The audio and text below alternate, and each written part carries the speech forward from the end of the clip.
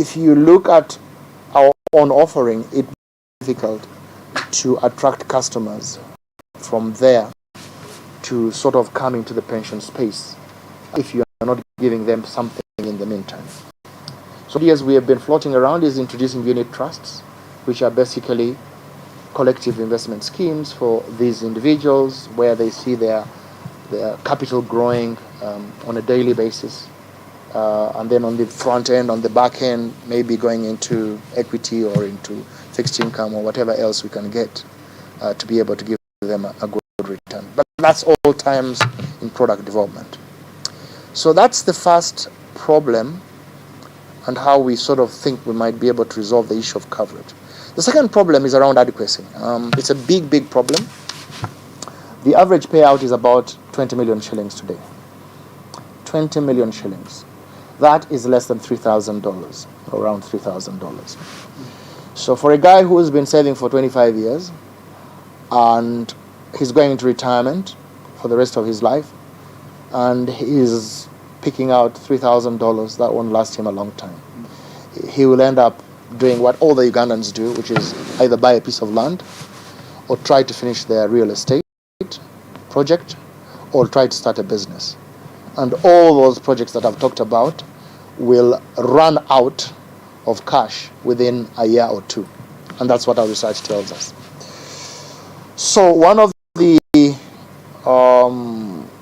the clauses that were introduced in our law is that members now can top up, I guess the easy way of putting it, on their 15% contributions.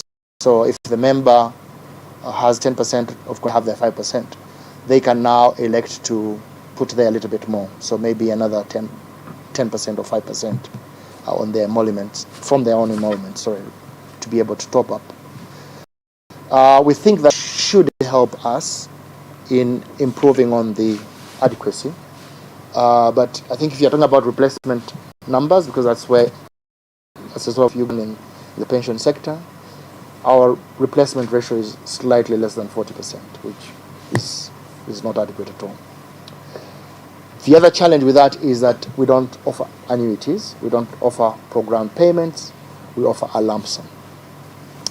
So lump sum means, in African speak, when we get a lump sum, we become very rich, and we have all sorts of manner of ideas. So we have actually got some good piece of research, which I normally like to share with people, which is that every single time we do research of members who are still contributing to the scheme, and we say, why are you contributing? More than 60% say, I'm contributing for retirement. More than 60%. However, the date they receive their money, in their bank account, and we ask them the same question, so now you've got the money, what are you going to do this money with? Less than 15% said they were saving for retirement. Suddenly they've got all these brilliant ideas of investment.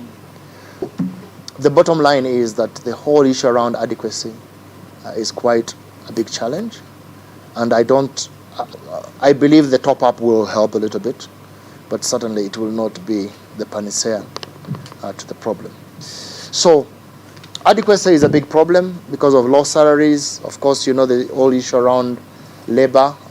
You've had all the strikes that are going on. Even government itself doesn't pay that well. The private sector pays better, but even that is not adequate. And therefore, a lot of people need to look at ways and means of saving a little bit more than they are currently doing. And that's all to do with the personal choices that people have. So those are the two matters that I think are paramount in terms of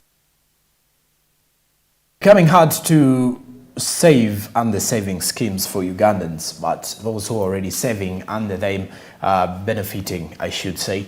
And it is something that has actually been enforced or being emphasized. UBRA, as well as the National Social Security Fund, as well. When you look at reports coming in from Uganda, most probably many Ugandans who save in most cases have no room for to benefit from their retirements. Why? Because their culture is literally not quite supportive to many, and this is actually affecting most of them during their retirement or their retirement time.